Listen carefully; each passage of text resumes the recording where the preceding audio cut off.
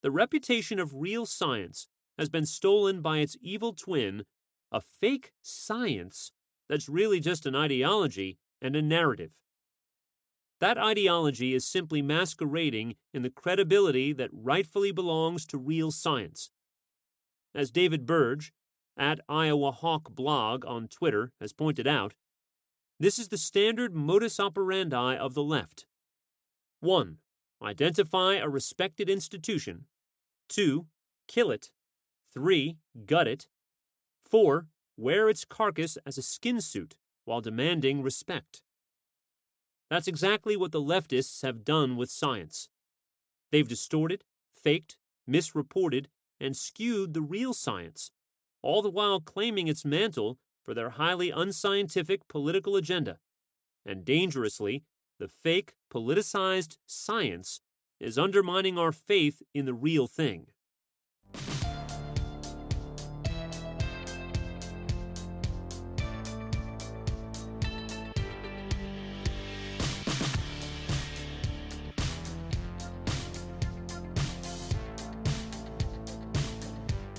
Welcome back, Truth Seekers. I was kind of ambivalent about today's interview because, as we all know, intellectuals are all leftists, Christians are all nut jobs, and science is strictly on the side of those who are progressives. But I got this book, and it's called Fake Science. I've got Austin Ruse on my line here, and he begs to differ. So, sir, why are you stuck in the 19th century, and why bother? That's my main question for you today. Well, what I have found in fake science is that, as a matter of fact, it is the left that is stuck in the past. They are scientific Luddites when it comes to an awful lot of issues like fracking, for instance, like genetically modified foods. And they are simply wrong on the science in a whole lot of other areas, like global warming.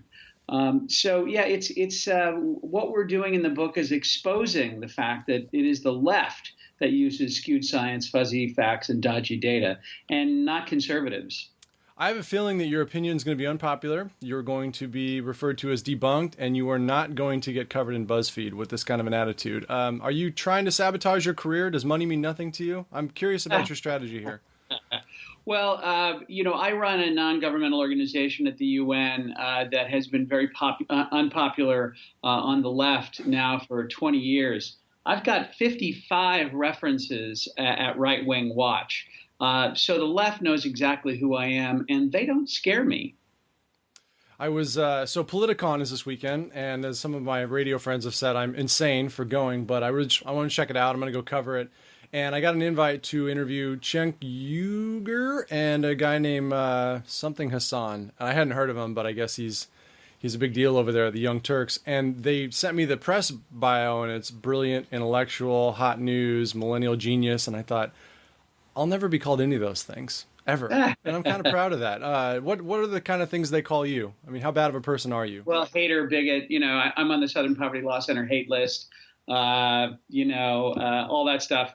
Yeah, I used to listen to Cenk on the radio network that the left started, which I can't remember, then closed down. So I've been called every name in the book by the left, and you get flack only when you're over the target, and so I get a ton of flack, which means I'm exactly over the target. So I'm not quite through with the book, but I really enjoy it so far. I feel like, of course, it should be required reading because most people will not be familiar with anything that's in it, which is important. But I'm curious where we should start. So I want to know, what's the one chapter? If someone were to pick up the book and had 20 minutes, what chapter should they start with?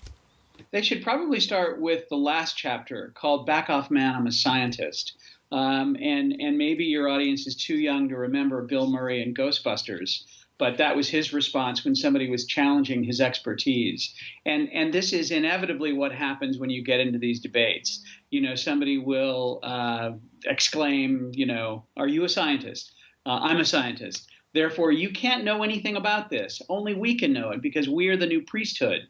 So the last chapter really goes after that, and most especially the area of peer review, which is supposed to be sort of the ultimate conversation stopper. If something is not peer reviewed, then it can be immediately dismissed. But what I discovered is that peer review is a little bit of a scam, a little bit of a mug's game, because conservatives can't get peer reviewed anyway. So automatically their work is not going to be accepted as in the mainstream. Dr. Paul McHugh and Dr. Lawrence Mayer did a very important study of the literature on LGBT issues that was published in the New Atlantis. Well, they didn't submit it anyplace else because it would have been rejected for peer review because it goes outside the left-wing narrative on these issues. But Paul McHugh is among the most respected psychiatrists in the country. Mayer is one of the most respected statisticians in the country, with postings at half a dozen Ivy League schools. But they're writing outside the liberal narrative on this issue, so therefore they sent it to the New Atlantis, which is a wonderful publication. And they point out, National Review is not peer reviewed. The New Yorker is not peer reviewed, yet substantial articles appear in both of them. But what I discovered about peer review, additional to that, is that there are many scandals with regard to peer review these days. There's, in fact, a website called Retraction Watch, and Retraction Watch follows the steady drumbeat of peer-reviewed articles being withdrawn because of faulty, phony data and often outright fraud. Interesting. In the book, I talk about the Springer Publishing Company, one of the largest publishers of scholarly research in the world, and they withdrew 100 peer review studies over the last few years because they uncovered a peer review rigging scandal where some scientists were peer reviewing themselves under different names. No studies left behind. I like it.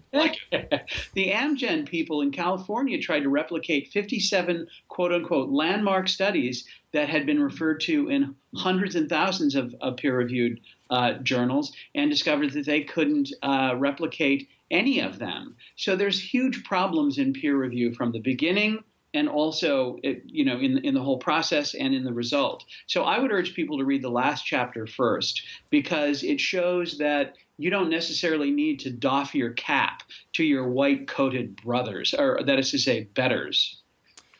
Yeah, it's funny when you said, I'm a scientist, man. You had another line in the chapter that I liked the most, which was, hey, a little less judgment, man. Just back off, man. It's a sexual revolution. And you went back to the Marquis de Sade, which I talk about every now and then when I get into it with my atheist friends, that if you have a doctrine and there's basically some variance in how strictly you can apply it, then you got to go back to the Marquis de Sade. And you mentioned that in terms of the sexual revolution. Dive into that a little bit. Tell us why that's important.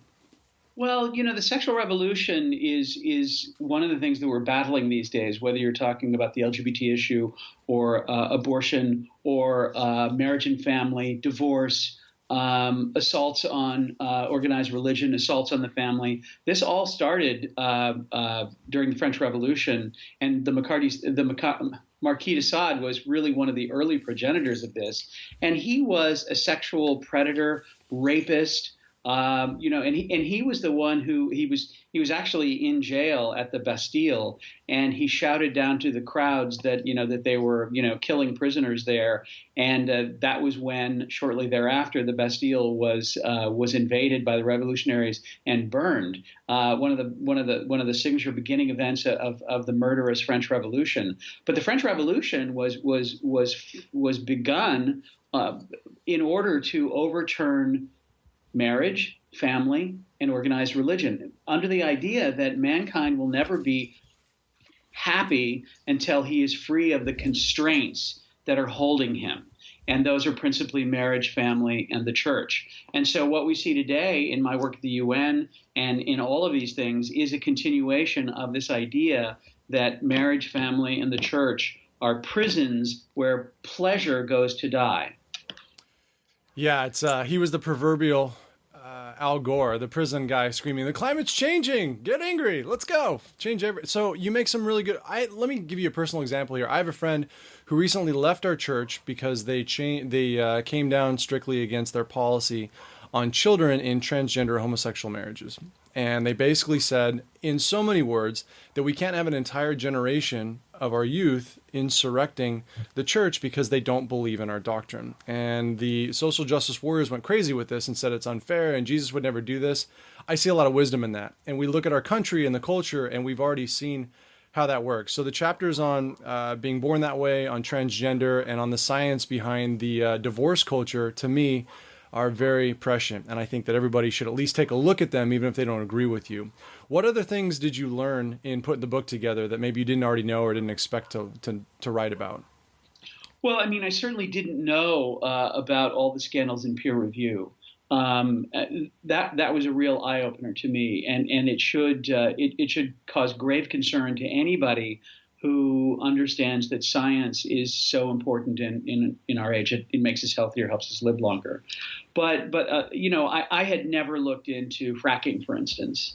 We hear that fracking it causes cancer, causes earthquakes, and causes vast environmental damage. We happen to sit on an ocean of natural gas in this country. It's generally 1,000 to 1,500 feet below the surface of the earth under solid rock. And so the idea of fracking is you drill down in an encased pipe and you shoot water under very high pressure with some chemicals to break up the rock and therefore extract the natural gas. The claims by this documentarian named Josh Fox, who made this documentary called Gasland, profoundly dishonest documentary. And he was really the progenitor of many of these ideas that it causes cancer, earthquakes, and environmental damage. But no less than the Environmental Protection Agency just last year concluded a multi-year study where they looked at thousands of sites close to population centers where there's drinking water and found no environmental damage and gave fracking I don't want to say a green light, but more green than yellow. And so that was a very interesting. I'd never looked into genetically modified foods. I discovered something called golden rice. Have you ever heard of golden rice? Is that the one that's got vitamin A in it, or is that something else? What is it? Yeah, beta carotene. Your viewers and listeners may not know that 250,000 kids go blind every year because of a lack of this in their diet. And two scientists from Switzerland came up with genetically modified rice so that there is added beta carotene in the rice and therefore can meet the daily allowance for these kids. Golden rice has never come to market. It's been off the market for 25 years. 25 years times 250,000 blind kids is a lot of blind kids, and a lot of them die. But it's been held up because, it causes cancer, all the arguments, and all the arguments are false, fake science. So these are some of the things that I looked into that I'd never considered before. When you go online, as I do, and I spar a bit in the comments section, Facebook, and primarily YouTube, you always hear, yeah, but look at this study, or look at this research, or the science and the facts are not on your side. So I want to go back to the transgender issue, especially now because we've got Trump making news about the military ban, which I'd like to ask you about. Yeah. And I don't recall the names of the two individuals who did the study. I think you might have mentioned them earlier. But you basically said that in terms of transgender, I had a gentleman on my show about a year ago who was the son of a lesbian mother who was in a lesbian relationship. His whole upbringing with several different partners. He thought he was bisexual growing up. Now he's a conservative professor at Northridge and Lopez. And he talks about how brutal, savaged he gets on a daily basis. And he's pro-gay marriage, but he's anti-gay parenting. He says they're very different things. So I encourage everyone to go listen to that because it's thought-provoking. What you did in your book is made the case that there really are no long-term studies. There's very little data available on transgender parenting because the relationships don't last. They've suffered the same fate as the divorce culture. And the one study that comes out and actually makes an all-comprehensive analysis has been brutalized and has been debunked, and it's bigoted and racist and all those things. So kind of help us understand why people don't actually get true facts and scientific facts because they're cut at the they're severed at the cutting board. I was involved in a Twitter conversation yesterday because of the the transgender policy the president imposed, and you make the claim that there is no scientific basis for the notion of transgenderism, and then somebody will cite a study. Well, you look at the study, and the study uses a lot of weasel words. May cause, may be attributable to, because they don't know. They have never found a transgender gene. They've never found a part of the brain that is transgender. All of this is made up. Now, there's tons of studies where they say that there is a connection but people don't really have the time to actually even read the abstract of the study to see, oh, you know what, it doesn't exactly say what you say it says, because most of these studies, in fact, don't conclude that. And even the claims of homosexuality, that it's inborn, for instance, even the guy who supposedly found the gay gene says he didn't find the gay gene. Or the claims that it's unchangeable. There are vast numbers of formerly gay people who are now, married. In fact, there's a new Gallup study that shows that there are more gay people married to the opposite sex than to the same sex. So it takes not very much effort, but a little bit of effort to actually call those studies up, read the abstract, and realize they don't say what advocates say they say. And Mayer and McHugh, who I mentioned before and I cover in the book, Paul McHugh was the former head of psychiatry at Johns Hopkins University. Lawrence Mayer has been posted to a number of Ivy League universities. He's one of the most recognized statisticians in the country. And they wrote, these long articles in the New Atlantis showing what the data really shows about these claims, and they conclude there's no scientific basis for any of it. But that's why I wrote the book. It's easily digestible. It's not a technical book. It's not for experts. I'm a journalist. It's for regular folks having conversations with their spouses, with their sons and daughters home from college, with their friends down at the local, bar. It's to help people who, like you, are hit in the face with, oh, here's a study that says. Well, that study doesn't necessarily say that. That's why I wrote the book. Yeah, and then the argument is, well, no. I said, well, I'm questioning the study. Oh, of course you are. Of course you are. Facts. But the one you cited there matches what Bobby Lopez said, which is that these are... Actually, let me go back. I was on the New York Times webpage yesterday after Trump made the announcement, and they have all the editors' picks in the comments, and I'm going through those going, blah, blah. But I actually did a search. I did Control F, and I typed in Brave, and I found like 6 or 7 of the top comments mentioned Brave in conjunction with someone who's transgender and serving, because you can't be transgender and not be brave anymore somehow. And I thought, no, it's brave to be one of these scientists and put your career on the line to say that the Earth is actually not flat. I think that's the brave thing to do, and we don't see enough of that. Well, that's the funny thing in the polemics with regard to the LGBT issue, is that they're the ones considered to be brave, when in fact anybody who steps out, like Bobby Lopez or myself or Bob Riley, who wrote this wonderful book called Making Gay Okay, are vilified. Have to get unlisted addresses and phone numbers. For instance, I could not get a job in regular business right now. I certainly couldn't get a job that required any kind of confirmation in the government because of the positions I've taken on these issues. I mean, it's not just the LGBT issue. It's also in global warming. In the book, I write about this scientist from the University of Colorado who total believer in man-made global warming, man-made catastrophic global warming, but he disagreed on one little part of it. He denied that there was an increase in storms. That was enough to get him labeled a climate denier by all the climate scientists, and he had to leave the profession. And now he's doing like sports medicine or something. So there is a priesthood. The new priesthood are scientists. There is such in the new priesthood, in the new religion, there is heresy, there is excommunication. There are even indulgences. You with regard to global warming, you can plant trees and get to like an energy swap. So there are even indulgences, so that you can go to global warming heaven. It's a new religion. It's a new religion. Yeah, I remember when Bill Maher said that you got to watch out because if you step out of line, the gay mafia will whack you, and he took a lot of heat for that. But he is saying you can be defrocked for speaking out of turn. Oh, yeah. You brought up climate science. Some of the promo emails for your book were amazing. I loved actually reading them when they came out. The one that was my favorite was the left is waiting for you to die so they can advance and profit from your death in relation to climate. So we can't end this interview without talking about at least a little bit. Give me another rendition of why we have to stop pretending that the climate science is settled. Oh, I love the term science is settled. Because it's unscientific. What it really means is that you should sit down and shut up. That's what it means. You cannot question this. You cannot question your white-coated betters. You have to doff your cap and shuffle along, little man.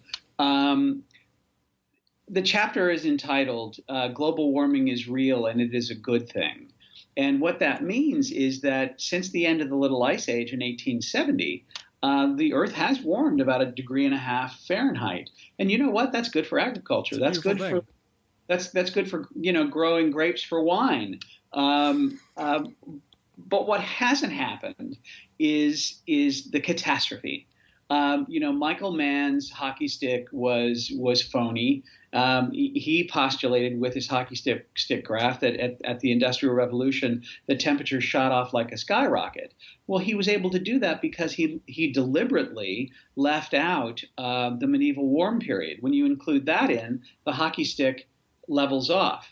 But and Al Gore, in his remarkably boring documentary, An Inconvenient Truth, if you've ever watched that, it's really hard to stay awake. One or two. I mean, when all the predictions didn't come true, instead of coming out and saying, yeah, I was wrong about everything, he made a sequel. Right, which is soon to come out. Yeah. But he said by now we were going to be plumb out of polar bears. But as I cited in my book, the polar bear experts say that we have as many polar bears today as we did 20 years ago. Half of Europe was supposed to be flooded. Manhattan was supposed to be flooded. Miami was supposed to be flooded. I'm okay with all three of those. No, not really. All of these things have not happened. There is supposed to be this amazing increase in violent storms, when as a matter of fact, this is one of the shocking fun facts I came across. A hurricane has not made landfall in the United States in 1/4 century. Even Superstorm Sandy was not a hurricane. And landfall means, the center, the eye of the hurricane actually touching the land. That hasn't happened in 1/4 century. So almost everything that they say about global warming is false. I was watching the news. Somehow CNN flipped on the screen this morning, and I'm going to do indulgences for that. But they were talking about how illegal immigration breaks up families. And I had just finished rereading your chapter on the grand experiment on children. I thought, you know what? We don't hear about what actually destroys families permanently and multi-generationally. Right. We only hear about how bad it is if someone gets deported. And your chapter 6 is brilliant. You talk about the long-term damage done on children by experimentation, the social science wackos, and really what I think of too is when they did the military. When they were putting transgender bathrooms in schools, my question is, if this is a good thing for some people, why isn't it a good thing for everyone? Why not do it in the military immediately? Because you don't start with adults, you start with kids who can't fight back and don't know the difference. So, well, and the reason that they did it with kids is because an adult man pretending to be a woman looks an awful lot like Corporal Klinger from the old television series MASH. They don't really look like women. And so this would be a bad face to put forward for the American people. But, a 7-year-old boy can look conceivably like a pretty 7-year-old girl. Yeah. So they hide behind the kids. And the gay mafia ginned this up because after Obergefell, they had won everything. And so how do you keep your issue on the boil? In my book, this is one of the fun facts I discovered in my book. I looked at the New York Times and mentions of transgenderism from like 25 years ago to today. And there were like 2 mentions up until the year before Obergefell. And then there were like 100. And then at Obergefell, there were like 700. So it was very clear that this became the issue because Obergefell swept the board for those guys and they needed something else. But on the issue of marriage and family, in the 1960s was the explosion of this idea of the good divorce. And Ronald Reagan, God bless his soul, signed the first no-fault divorce law in the country that then swept the country.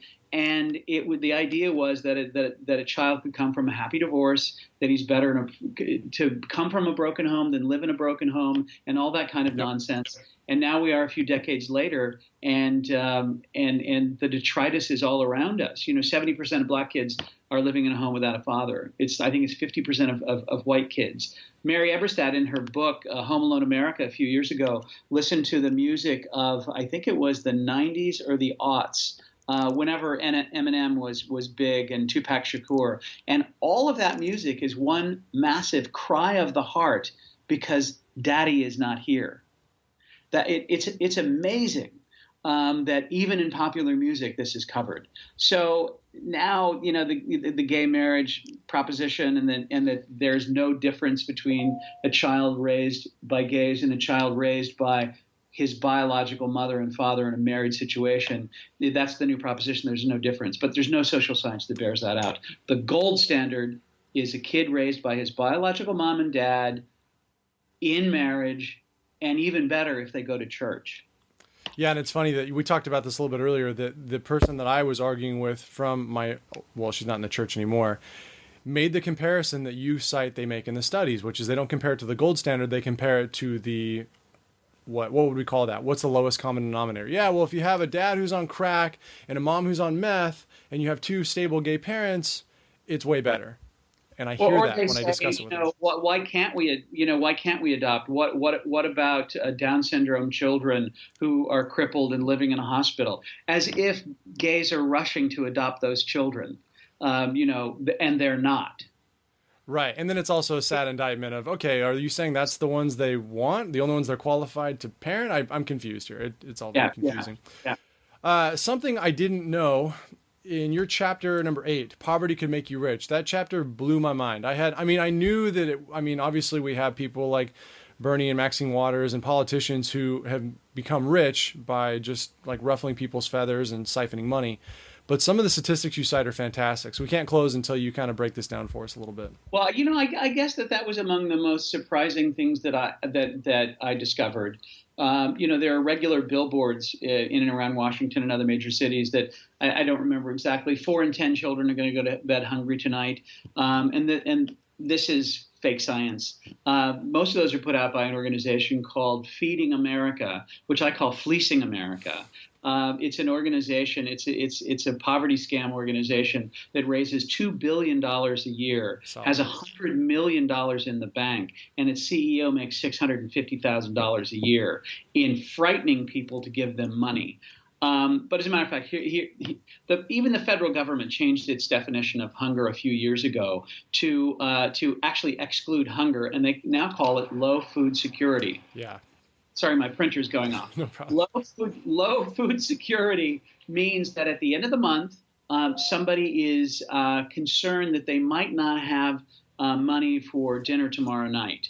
But then when you drill down in the poverty statistics from the Department of Labor, it shows that an inordinate number of poor people still are smoking 2 packs of cigarettes a day. In some parts of the country, that's $5. That would be $10 a day. That's real money in the food budget. A lot of poor people rely on McDonald's because they think it's cheap, when in fact it's among the most expensive calories you can buy. Ramen, cheap. Rice and beans, cheap. Making it at home, really cheap. Robert Rector at the Heritage Foundation pointed out that a lot of poor people, they drink a fair amount of Cokes out of vending machines. That's $1 a throw. By the end of the month, that's real money for the food budget. My wife pointed out to me the other day that people who count as hungry by Feeding America, by the definition of the federal government, may never have been hungry a day in their lives, because what they have is low food security, which is then met by other things, including 30,000 food pantries in the United States. So the hunger and poverty scam is very much a hunger and poverty scam. Get this. The poverty rate in the United States fell off a cliff at the end of the Second World War. I mean, it was Michael Mann's hockey stick going down. Yeah. And then Lyndon Johnson started the war on poverty, which kicked in 1967, at which point the federal poverty rate was 14%. Here we are in 2017. That was 1967. The poverty rate today is 14%. It has not changed, even after we have spent $22 trillion in the war on poverty. But Austin, imagine if we hadn't done it. If we hadn't done something, I mean, we'd have all these predictions about the end of the world every day from scientists. So I guess not much has changed. When Bill Clinton, God bless him, agreed to the changes in welfare, no less than Daniel Patrick Moynihan said people would be dying in the streets. These types of things just don't come true. The typical poor person in the United States owns his own freestanding house. The typical poor person in the United States owns one and sometimes two vehicles. The typical poor person in America has more, this is so interesting, more living space than the typical middle class person in Europe. How about that? Isn't that amazing? So it was falling off a cliff anyway. It probably would have continued, but what we have done is to create a permanent underclass that relies on the government, and this is profoundly harmful for them and for society. Okay, so and I've said to friends, I go, the richest kings of 2 centuries ago could not have envisioned the life of a poor person in America today. They would have done anything to have it. So including length of life. Yeah, perspective. This happened on Cure the other day. Someone said, yeah, well, if prosperity was equally distributed, and I sent a list of the 50 ways being alive today is amazing. And the top one is prosperity, length of life, longevity, medicine, access to just about everything on the planet, technology. The last question I have for you is someone who's coming fresh off the book, who's on top of his game in terms of what is and what is not. What should we be looking for in the next 10, 20 years? What are you quoted Iowa Hawk's famous tweet now about the leftists and the scientists targeting institutions, killing them, gutting them, and wearing their skin like Hannibal Lecter.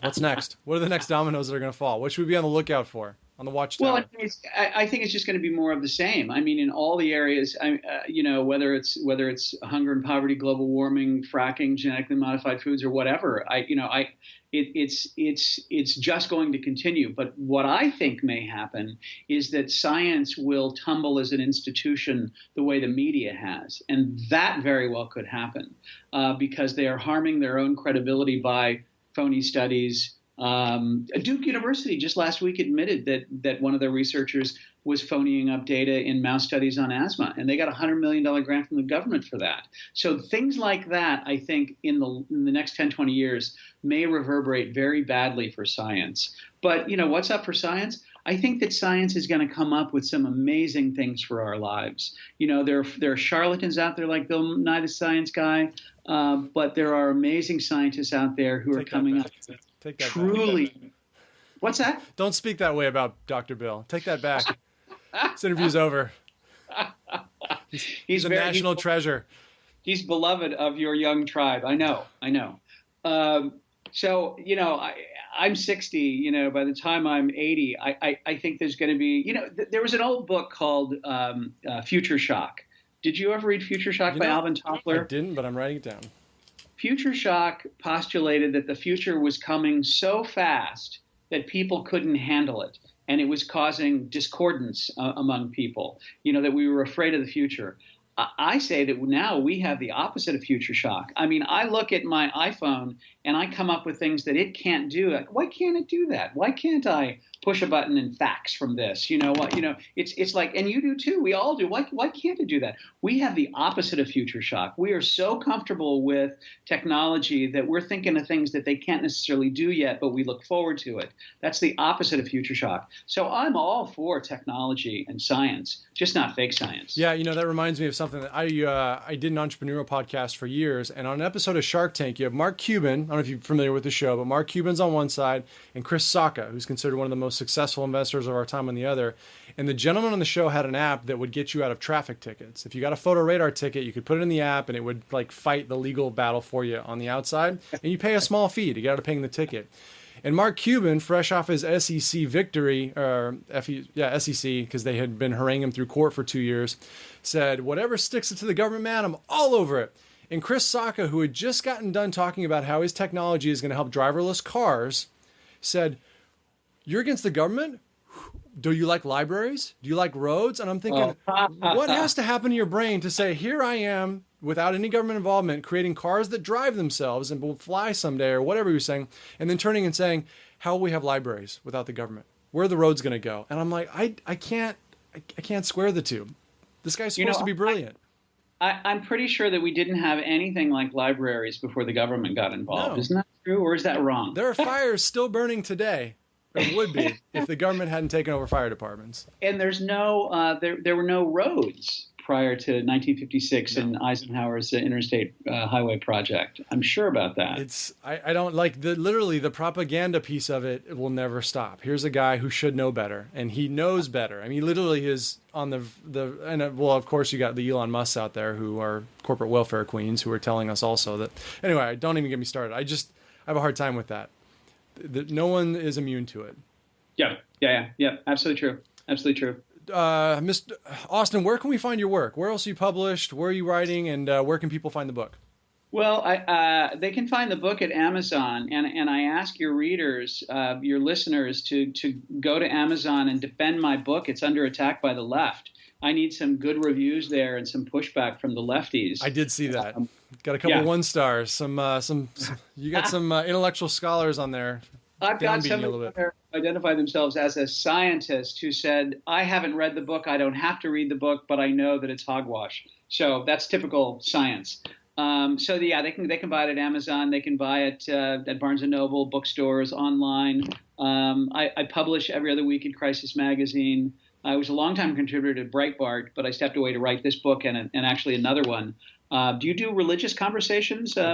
I do. You should have me on to talk about The Littlest Suffering Souls, which is a book about 3 contemporary children. Just came out in April.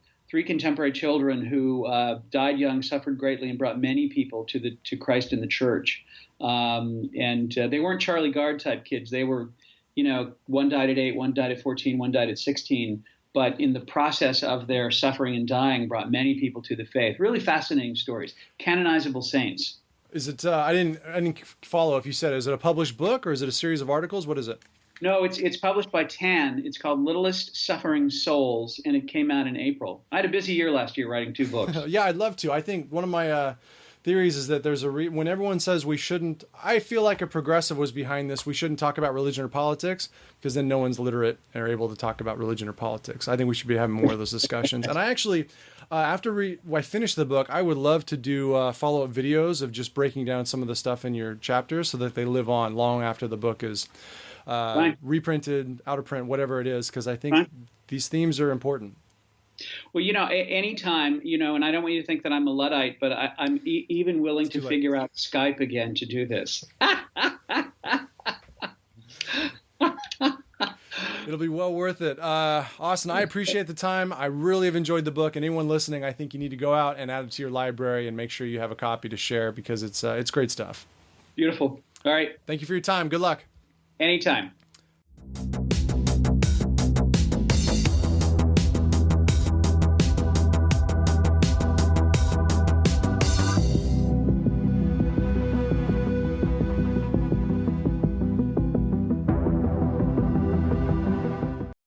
This is Audible. Mission Audio presents Fake Science, Exposing the Left's Skewed Statistics, Fuzzy Facts, and Dodgy Data by Austin Ruse, narrated by Mike Chamberlain. Introduction. Spitballs Across the Public Square. This is not a book of science.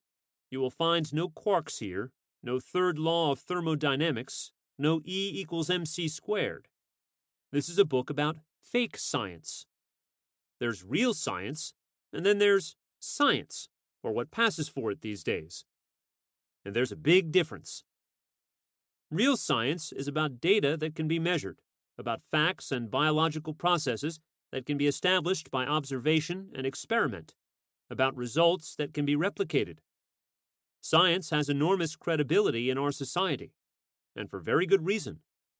Over the past couple of centuries, science, real hard science, earned its well-deserved reputation by exploding harmful myths, discovering life-saving medicines, and enabling the invention of hitherto undreamt-of technologies. Real science has cured epidemic diseases, given us cars and airplanes and computers and cell phones, taken us to the moon, and, perhaps most significantly, allowed the Earth to house 7 billion people, the vast majority of whom would quickly starve to death if modern scientific advances were reversed, in a state of health and prosperity undreamed of by our ancestors. But that reputation has been hijacked by a cause that's anything but scientific. science is now a cover for the leftist agenda. The Democrats are the party of science, even as they refuse to acknowledge basic biological facts. Late-breaking news. A man isn't really a woman just because he identifies as female. Unborn babies are living human beings. If we object to wrecking the world economy to cure the supposedly planet-destroying threat of global warming, we're told that the science is settled, though there is hardly any less scientific statement than that. Science is about free inquiry, which is the very opposite of conformity to an existing consensus, which in any case is always changing, for the activists' convenience. The sea level is going to rise 20 feet, and everyone will starve because of catastrophic global warming. But when those disasters fail to materialize, no, wait, it's not warming at all, it's climate change. And when the real, hard science actually is settled, it's ignored, even if that means people suffer and die unnecessarily. Rice, genetically modified to produce beta-carotene, could have saved the vision, and in some cases the lives, of literally millions of poor people across the globe if the anti-food activists on the left hadn't kept it off the market for more than 25 years. Humility, the willingness to submit your opinion to the real facts of the matter, wherever they may lead, is the hallmark of real science. But the purveyors of leftist pseudoscience are anything but humble. No matter how often their predictions fail to pan out, how often they reverse their advice, or what obvious facts contradict their theories, they're never deterred. They go on making absurd, unscientific assertions and issuing new recommendations with absolute assurance, all on the authority of science. Being wrong, even laughably wrong, doesn't even slow them down. The reputation of real science has been stolen by its evil twin, a fake science that's really just an ideology and a narrative. That ideology is simply masquerading in the credibility that rightfully belongs to real science. As David Burge, at Iowa Hawk Blog on Twitter, has pointed out, this is the standard modus operandi of the left. 1. Identify a respected institution. 2. Kill it. 3. Gut it. 4. Wear its carcass as a skin suit while demanding respect. That's exactly what the leftists have done with science. They've distorted, faked, misreported, and skewed the real science, all the while claiming its mantle for their highly unscientific political agenda. And dangerously, the fake, politicized science is undermining our faith in the real thing. Whole disciplines have become profoundly degraded and therefore increasingly worthless, except as a source for political propaganda. Real science does not rely on the argument from authority, which even St. Thomas Aquinas, back in the Middle Ages, knew was the weakest argument. Real scientists present the evidence and let it do the persuading. They don't attempt to impose their opinions, much less their pre-existing political assumptions, by the weight of their authority. In any case, the authority of many of the experts trotted out by the left is dubious at best. Scientists from one field wander into another field where they have no genuine expertise. A PhD, no matter what discipline it is in, seems to qualify any leftists to warn laymen off hallowed scientific ground. One such expert sniffed at me. Why not leave those questions? He was referring to the highly unscientific born that way doctrine about homosexuality, to those who are trained in the human sciences. The problem is, plenty of people trained in the human sciences have held irrational and very unscientific beliefs over the years, often for political reasons and sometimes with horrific results. Fully trained doctors experimented on Jews in Nazi Germany, carried out frontal lobotomies and sterilized the mentally unfit in the name of eugenics right here in America, and subjected African Americans to excruciating and preventable death from tertiary syphilis at Tuskegee. Will our modern transgender science one day seem just as barbaric?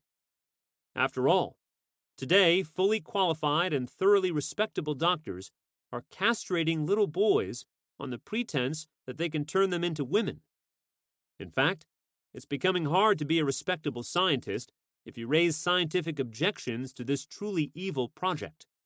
As we shall see, one scientist who brought up inconvenient evidence that cast doubt on the wisdom of surgically mutilating transgender children was recently hounded from a medical conference.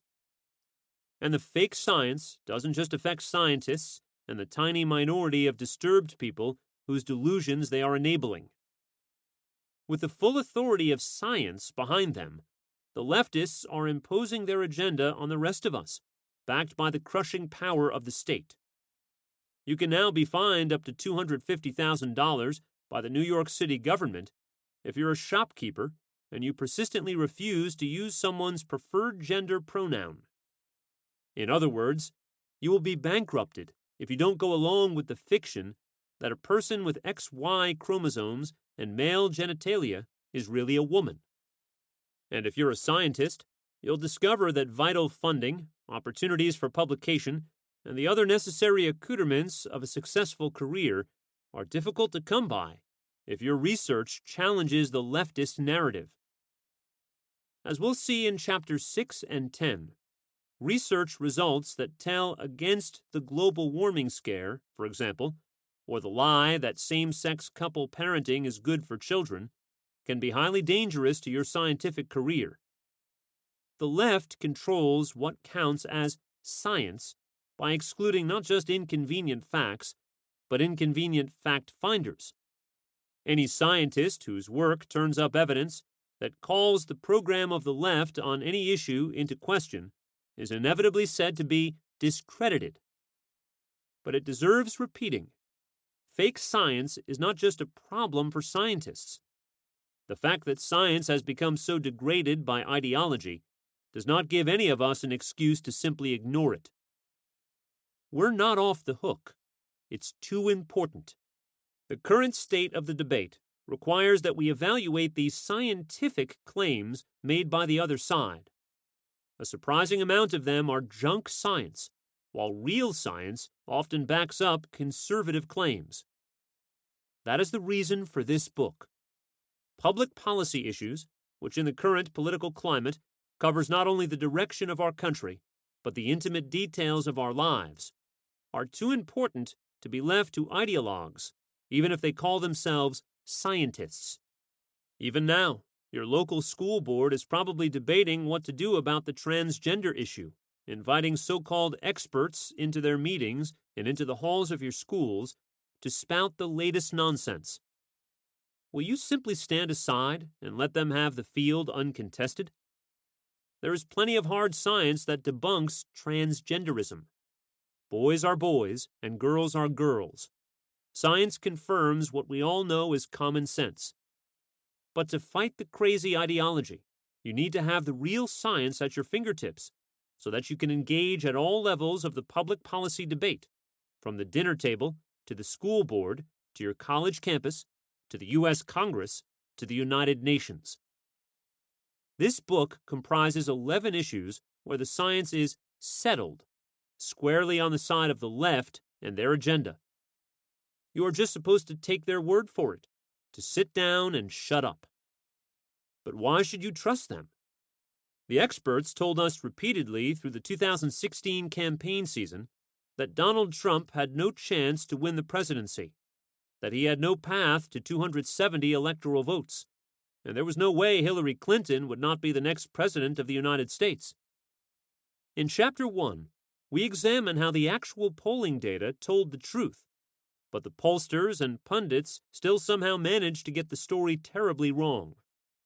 Chapter 2 addresses perhaps the hottest scientific topic in America right now: transgenderism. Practically overnight, a consensus that some boys are really girls and some girls are really boys has emerged. In fact, there is no truly scientific evidence for this preposterous belief. A transgender woman looks at his male body in the mirror and sees a woman in just the same way as an anorexic girl looks in the mirror and sees her skeletal self as fat. It's equally settled that homosexuals are born that way, except that all the science purporting to prove that is in one way or another phony. We examine it in Chapter 3. Abortion may be the most lied-about topic of any public policy issue in history. Most every scientific claim that abortion advocates make is wrong, misleading, or even an outright lie. The unborn child is a human being alive from the moment of conception. She does feel pain, and abortion does hurt her mother. Real science backs up these claims.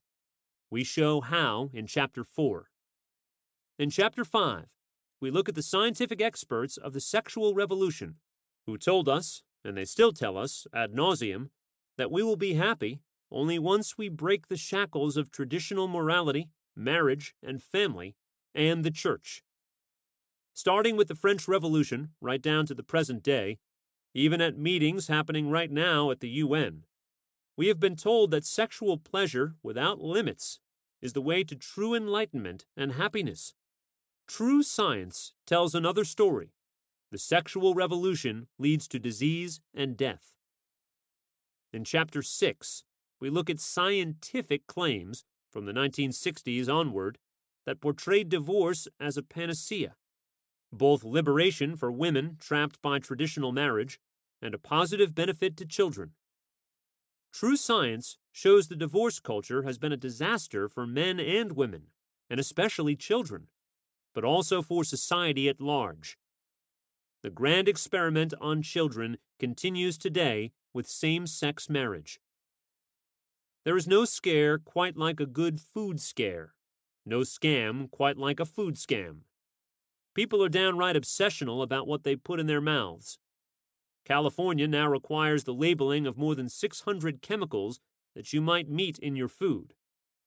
The creation of true miracle foods by genuine scientists has been met with leftist hysteria, scientific fraud, threats, and lawsuits. For example, as we'll hear, a new strain of rice that could save hundreds of thousands of children from blindness has never gone to market. We look at this disaster in Chapter 7. There is a poverty racket that is alive and well in this country. Hunger hucksters are raising hundreds of millions with their dire claims that children are going to bed hungry. In fact, it is the hucksters themselves who are keeping children and their parents below the poverty line. The poverty line, by the way, is not what it used to be. We examine this issue in Chapter 8. For decades, we have been told that we were running out of fossil fuels, the kind that heat our homes and make our cars go. But then we discovered the United States was sitting on the world's largest reserves of natural gas, lying in massive lakes hundreds of miles across and 2 miles below the surface of the earth, under almost impenetrable rock. And we discovered a method to get it out of the ground: hydraulic fracking. The radical environmentalists, who were counting on the decline from peak oil to persuade the world to return to a pre-modern economy, have been driven just about around the bend. They have cooked up all manner of phony science to stop fracking. We tell the truth in Chapter 9. Global warming is one of the great scientific frauds of our time. Not that the world hasn't been warming these past 150 years. It has, and that's a good thing. The fraud comes in with the dire warning that this gradual warming will end life as we know it. The seas will rise and engulf Manhattan. The polar bears will all die. We will be swept away by an increasing cacophony of catastrophic storms. Almost all the scientific claims related to catastrophic climate change are phony. We explore the real science in Chapter 10.